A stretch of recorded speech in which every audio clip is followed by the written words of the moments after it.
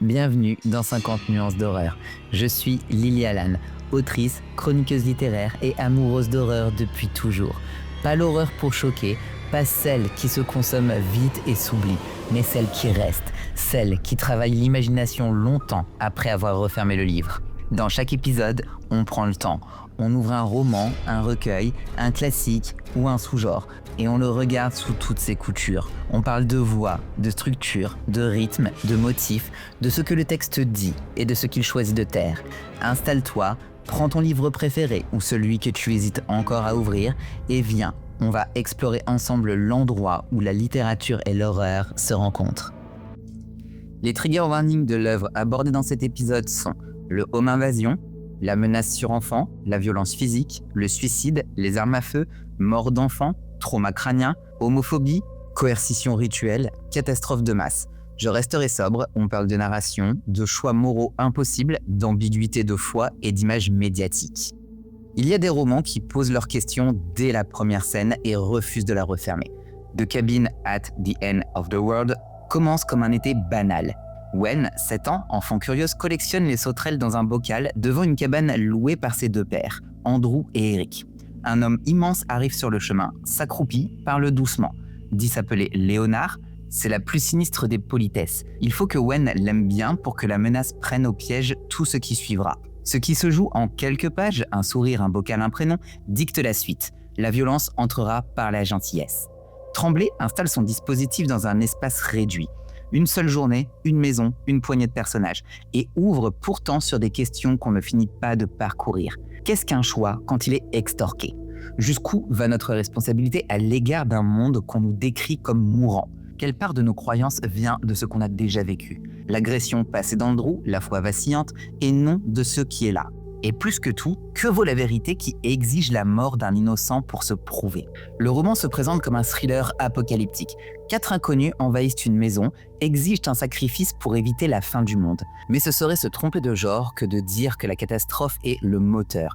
La catastrophe est le chantage. Le cœur, c'est la coercition rituelle. On ne vous tue pas, mais vous devez choisir qu'un des vôtres meure, sans quoi l'humanité périra. Rien de plus glaçant que cette phrase quand elle sort d'une bouche qui dit « je suis désolé », quand elle désigne une famille qui a déjà dû se prouver pour exister dans le regard des autres.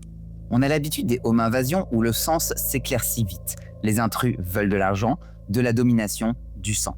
Tremblay retire cette armature. Léonard, Sabrina, Adrian et Redmond, casquette, accent, vie ordinaire, ne disent pas « on veut votre or », ils disent « on veut votre choix ». Ils se présentent comme des gens sans histoire qui ont reçu des visions. La fin du monde approche, à moins qu'une famille réunie n'offre volontairement l'un des siens. Le rituel est codé. Si la famille refuse, l'un des 4 doit mourir, prélevé par les 3 autres, et l'humanité subira une plaie de plus. Le roman est donc construit sur une idée de refus et d'exécution rituelle, scandée par des nouvelles catastrophes vues à la télévision. Ce « à la télévision » dit presque tout. L'apocalypse arrive chez nous par des écrans. Tsunami, maladie émergente, avion qui tombe, ville en feu. Images commentées par des présentateurs qui hésitent sur les faits. Par des bandeaux déroulants qui reformulent la même inquiétude, Tremblay place dans le salon un hôtel moderne. La télé sert les prophéties aussi sûrement qu'une statue. On peut croire, on peut douter. On peut, et le livre y tient, interpréter. Est-ce que les intrus ne sélectionnent pas des fragments d'actualité qui confirment ce qu'ils veulent croire ? Est-ce que ces images ne préexistaient pas, prêtes à être réagencées ? Est-ce que le monde ne connaît pas toujours quelque chose d'apocalyptique pour qui se met à regarder ainsi ? La force du roman tient à ce fil. Rien ne prouve définitivement que le Harbinger ait raison, et rien ne le ridiculise. Leur conviction ne paraît ni grandiose ni glamour. Elle a l'usure triste d'une foi bricolée par des gens ordinaires qui ont besoin de croire à l'utilité de leur douleur. Les armes qu'ils brandissent, assemblage absurde de haches, d'émaillés, des chaînes, sont trop grotesques pour la légende, trop réelle pour le rêve. C'est un détail capital. La violence n'a pas d'esthétique de cinéma. Elle a l'allure du garage. Andrew et Eric ne sont pas là pour résoudre une énigme. Ils sont là pour protéger Wen. Tout ce qui les distingue, tempérament, histoire personnelle, posture vis-à-vis du monde, se choque contre ce fait. Andrew a appris à attendre le coup. Il a été agressé dans un bar des années auparavant. Insultes, fractures, procédures, dossiers, téléphone au service juridique. Et il a archivé cette violence dans son corps. Il a appris à faire attention, à porter une arme à feu en vacances parce qu'on ne sait jamais, à se méfier de tout ce qui ressemble à une coïncidence. Dans la cabane, son réflexe est celui d'un juriste et d'un survivant. Déceler les contradictions, poser des questions, chercher un motif, recouper. Il pense que Redmond est, sous un autre nom, l'homme qui l'a frappé. Confirmation, projection, le texte ne tranche pas. Et cette indécidabilité est le lieu où se joue la lecture. L'identité de Redmond a-t-elle besoin d'être fixée pour que la question morale tienne ? Eric, lui, reçoit une commotion au début de l'attaque. Un coup, une chute, un scintillement, des éclats de lumière qui parasitent parfois sa vision. Ce symptôme pourrait être traité comme un gadget. Il devient l'axe éthique le plus affûté du roman. Eric, plus croyant en l'humain, plus poreux au mystère, voit, peut-être, ce que d'autres ne voient pas. Ces halos autour de Léonard, ces sensations de présence au-delà du visible, ces infimes élans de compassion pour Sabrina fissurent la ligne de défense d'Andrew. Est-ce une crise post-traumatique, un signe neurologique qui altère la perception ? Est-ce au contraire une justesse de perception à laquelle la défense rationnelle d'Andrew ne donne pas place ? Le livre garde le trouble ouvert. Tremblay refuse la hiérarchie, la raison pure contre la foi aveugle, et montre deux manières d'empêcher la terreur de gagner, suspecter la manipulation et écouter la tremblure. Quant à Wen, c'est sur elle que tient la dette émotionnelle du récit.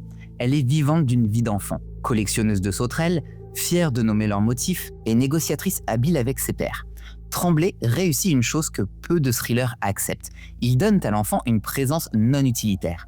Wen n'est pas un symbole, elle est une personne qui compte. Et c'est précisément ce qui rend la suite insoutenable. Quand un roman prend le parti de la sobriété, il n'a pas à montrer l'horreur, il a à nommer les conséquences. Et c'est ce qu'il fera, plus tard, au moment où un inventaire deviendra un deuil. Un autre roman t'aurait donné très vite la réponse. Soit les intrus sont des illuminés dangereux et il faut les neutraliser, soit ils disent vrai et la famille doit choisir un martyr. Tremblay ne joue pas ce jeu. Il s'intéresse à ce que fait l'ambiguïté sur des corps qui n'ont pas le luxe de la théorie. Chaque plaie annoncée est grande, tsunami, virus, avion, et suffisamment loin pour que personne dans la pièce ne la réfute ni ne la vérifie. C'est ainsi que travaille le catastrophisme médiatique. Il porte des vérités dont nous ne pouvons pas faire l'expérience immédiate. On nous demande un acte local au nom d'un monde global. Et c'est précisément ce que le roman veut interroger. Quels actes acceptons-nous au nom d'un réel intangible qui ne nous revient que par des intermédiaires ? On pourrait reformuler ça autrement. The Cabin at the End of the World est un roman sur la médiation. La télé singe le prophète, les intrus singent les prêtres, la cabane singe le temple, et les armes de garage singent les artefacts sacrés. Au milieu, une famille qui refuse d'entrer dans la cérémonie. Andrew le dit explicitement, un choix arraché par la contrainte n'est pas un choix. Eric, plus poreux, entend aussi la part de pitié qu'il y a chez Léonard. Et cette pitié ne suffit pas à rendre l'exigence juste. Cette tension éthique, refuser l'exercice de la violence rituelle sans dénier l'humanité de ceux qui sont pris au piège d'un récit, est la tenue la plus rare du roman. La littérature d'horreur travaille souvent avec l'invisible. Ici, l'invisible n'est pas un démon, c'est une boucle cognitive. Les quatre intrus, leur biographie banale, leur foi d'amateur, rencontrent le désastre déjà là du monde. Maladie, climat, infrastructures fragiles, et il y a juste une histoire où ils deviennent nécessaires. Le roman ne se contente pas de dénoncer une secte. Il photographie un besoin humain d'inscrire sa douleur dans une logique qui la justifie. Léonard ne veut pas soumettre, il veut servir.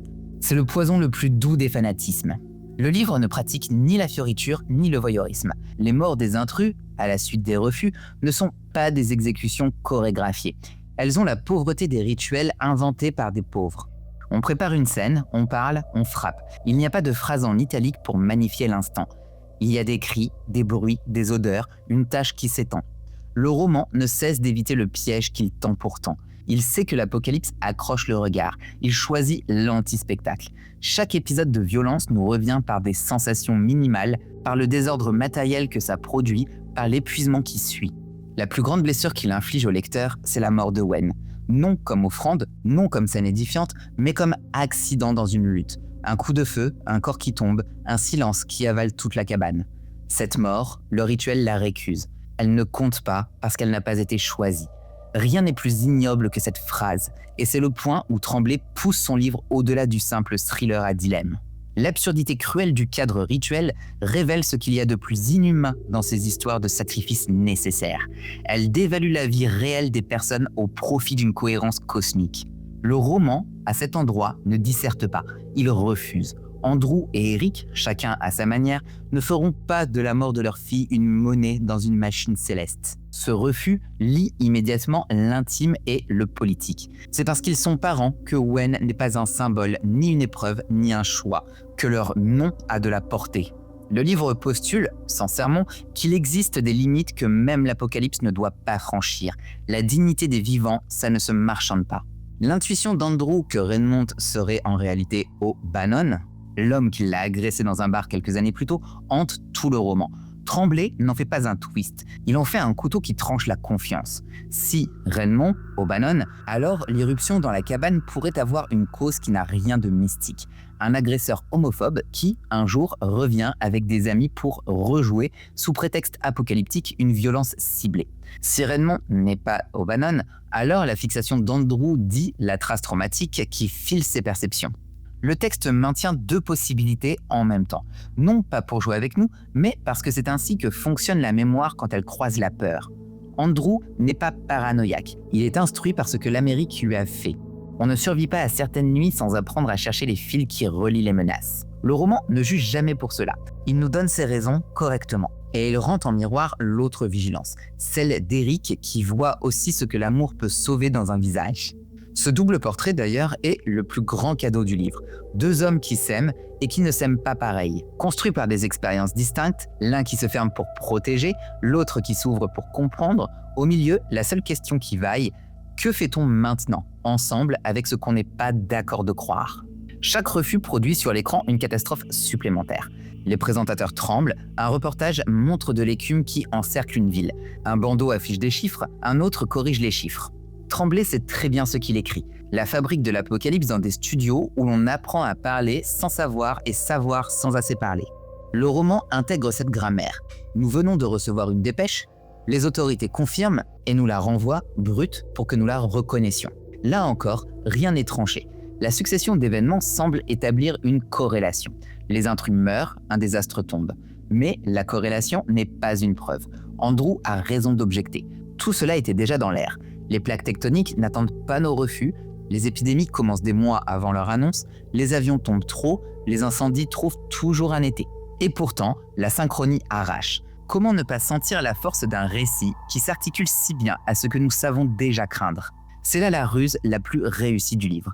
Nous sommes tous des intrus potentiels quand il s'agit d'assembler des fragments du monde pour faire tenir une histoire qui nous conforte ou nous absout. On touche ici à une éthique discrète. The Cabin at the End of the World refuse de jouir de la fin du monde. Les images y restent à distance, filtrées, recomposées. On n'y vit pas une apocalypse comme un parc d'attractions. On vit dans un salon, la façon dont l'apocalypse exige quelque chose d'intime. C'est beaucoup plus dur à soutenir et beaucoup plus digne. Léonard est immense, soigneux, soucieux de ne pas effrayer, presque paternel avec Wen. Exactement la silhouette qui, au cinéma, deviendrait monstrueuse par facilité. Tremblay défait ce réflexe. Léonard a des remords, prie, pleure, demande pardon pour la souffrance qu'il inflige, reste convaincu que c'est la chose juste.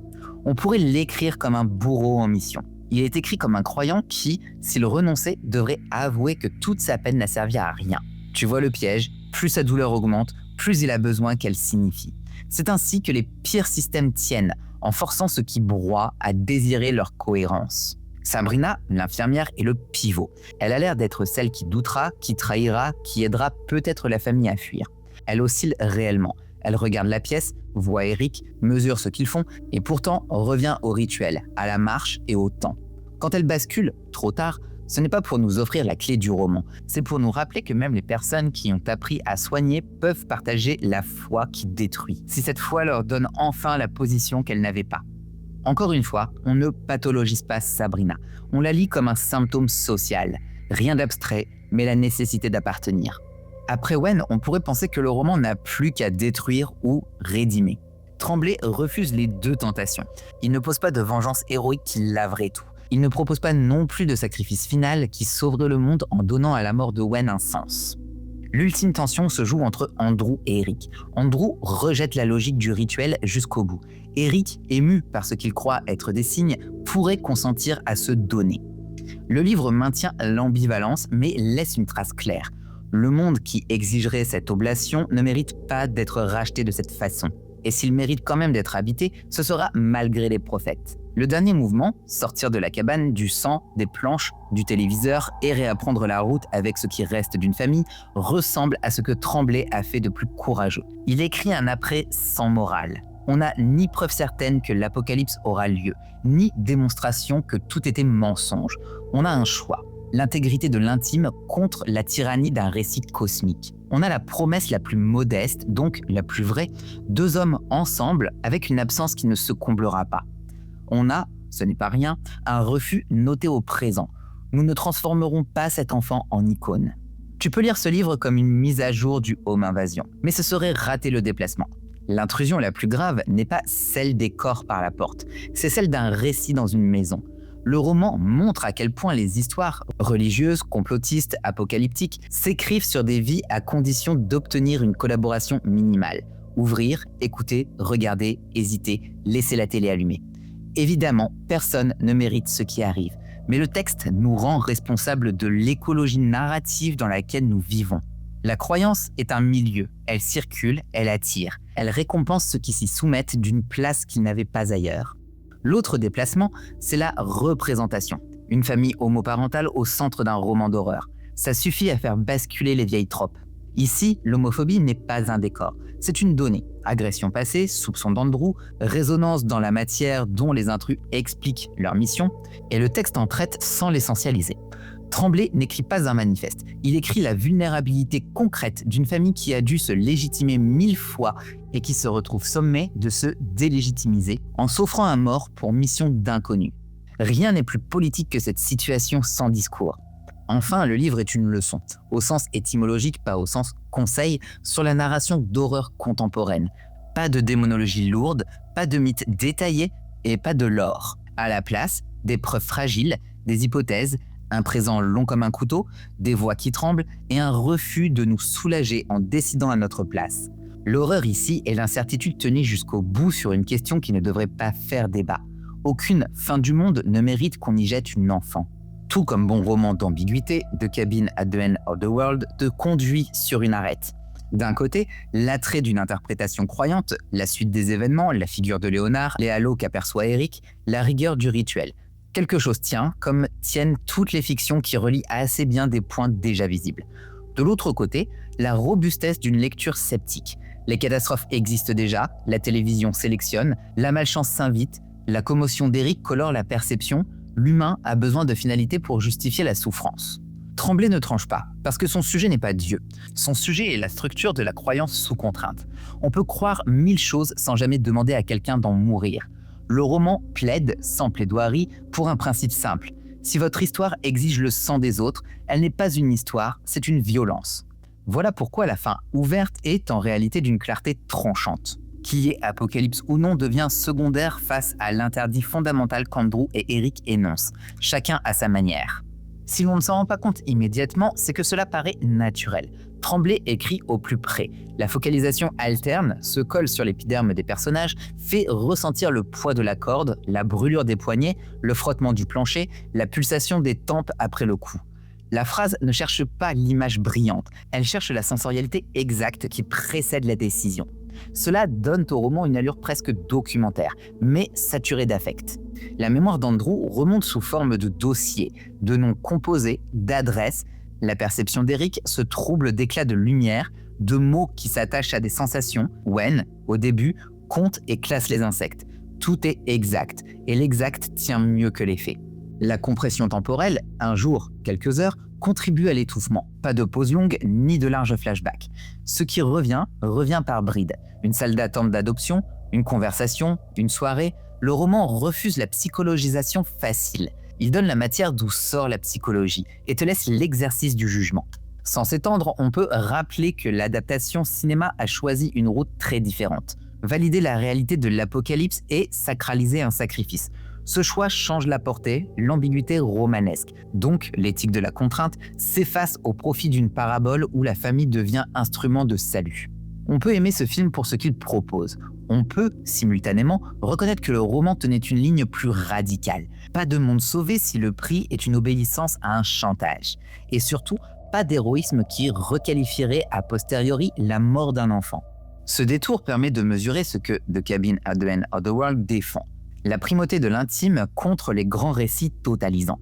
C'est une position littéraire et politique tenue sans banderole. Pourquoi est-ce que ce roman reste en mémoire ? Parce qu'il y a peu de romans d'horreur qui osent tenir l'insoutenable sans donner de bonbons à la fin. Parce que la figure de Léonard te colle à la peau. Pas un monstre, un proche potentiel, l'enseignant ou le voisin qui deviendrait dangereux, la minute où une histoire lui donnerait un rôle rédempteur. Parce que Wen est vrai et que sa mort, refusée par le rituel comme non conforme, dit ce qu'il y a de plus sale dans toute la liturgie de la fin du monde. Parce qu'Andrew et Eric ne convergent pas en un couple unifié à la fin. Ils conservent leurs différences comme une ressource. Parce que la télévision, dans le salon, reste une boîte grise qui sait fabriquer la synchronicité dont les prophètes ont besoin. Et parce que le roman te laisse avec une question qui n'est pas « la fin du monde aurait-elle lieu ?», mais « qu'est-ce qu'on ne marchande pas ?» Dans un monde saturé de scénarios qui exigent toujours plus de preuves de ta loyauté, Tremblay propose un contour simple. L'amour concret pour les siens n'est pas négociable. Pas parce qu'il serait sacré au sens religieux, mais parce qu'il est la condition du monde commun. Si l'apocalypse commence par la négation des personnages en tant que personnes, alors la résistance ne consiste pas à sauver la planète par un geste flamboyant. Elle consiste à refuser l'histoire qui te demande de sacrifier quelqu'un pour elle. Je reviens pour finir à la première image. Wen et ses sauterelles. Un bocal, quelques brins d'herbe, des insectes qui cognent contre le verre. On pourrait n'y voir qu'un présage facile. La cabane comme bocal, la famille comme collection qui sera bientôt observée et maltraitée, mais Tremblay y glisse autre chose. Wen observe sans cruauté, elle prend soin, elle s'inquiète de l'air et elle relâchera. L'enfant, à son échelle, invente une éthique de l'attention que les adultes, eux, n'auront pas quand ils voudront tenir un monde dans un récit. Ce contrepoint suffit à sauver le livre du désespoir. Il a commencé par une patience d'enfant. Et c'est peut-être là sa morale, la seule. Il y a avant les téléviseurs, avant les couteaux attachés avec des chaînes, avant les prophètes aux yeux humides, la précision d'un regard qui compte des sauterelles dans un bocal pour vérifier qu'elles vont bien. On a beau dire que l'horreur nous fait fuir, c'est l'inverse. Elle nous ramène à ce genre d'évidence. Quoi que le monde dise qu'il exige, ce que nous devons, nous, à celles et ceux qui partagent nos tables et nos chambres, ne change pas. Le reste, le vacarme des nouvelles, la tentation de lire des miracles dans des éclats de lumière, les histoires trop bien ajustées, peut être discuté, refusé et éteint. La poignée de porte, le souffle de celui qui dort, la main d'un enfant sur la nôtre, non. C'est là que The Cabin at the End of the World plante son clou profondément. Et ce clou, ni apocalypse, ni adaptation ne l'arrachera.